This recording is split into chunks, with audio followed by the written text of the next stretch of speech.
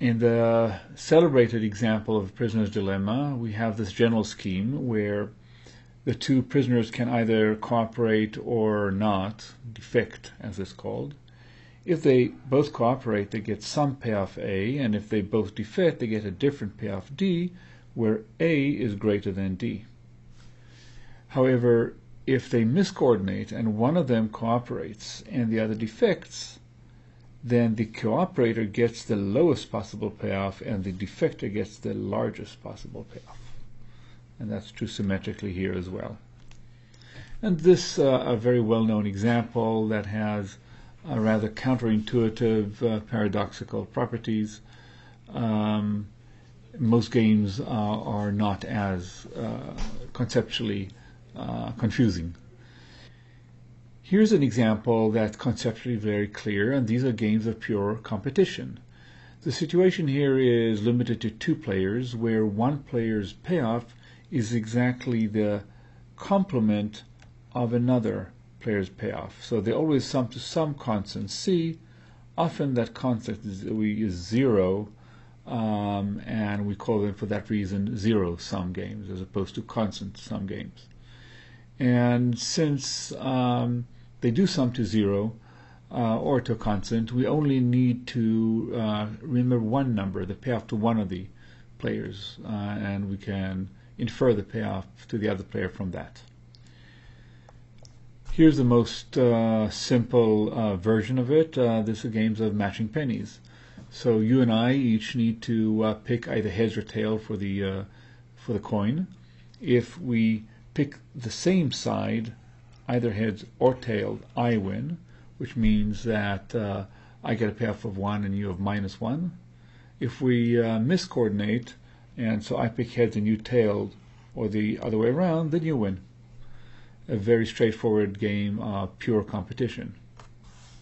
Here's another very well-known similar games with 3 actions for both of us, and that's the game of rock, papers, and scissors, also known as Rochambeau. And so if we pick the same action, then it's a draw.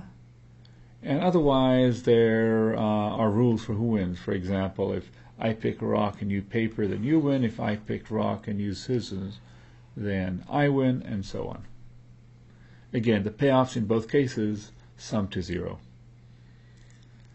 Just parenthetically, this very simple children game actually has an annual competition that carries a non-trivial prize of $10,000.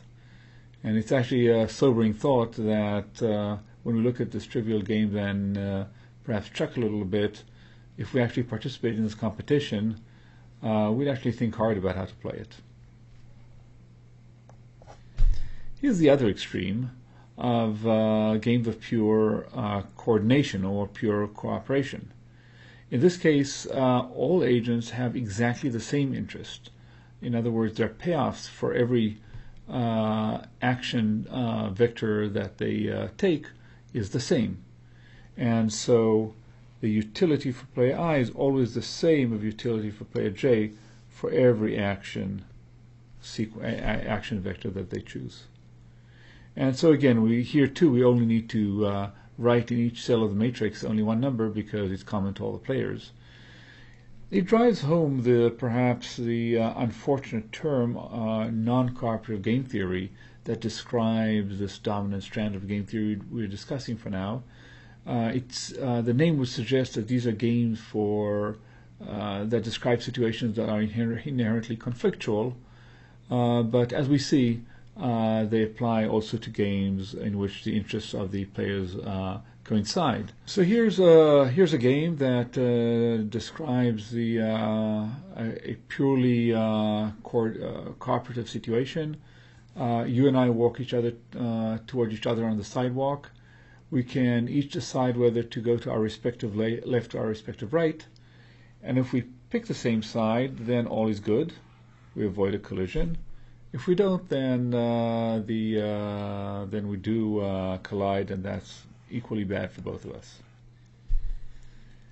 Of course, in general, games will be neither purely cooperative nor purely conflictual, And here's a game that exemplifies that. This is a game that's called Battle of the Sexes. So imagine a husband and a wife who want to go out to a movie. There are two movies they could choose from. Let's say Battle of Armageddon and Flower Child. The one a violent war movie, and the other is a romantic comedy. Above all, they want to go together to the movie. If they go to different movies, then they are equally unhappy. So they want to go to the same movie, but they have conflicting preferences. The wife clearly would prefer to go to Battle of Armageddon, and husband, romantic as he is, would like to go to Flower Child. So both cooperation and competition in this game.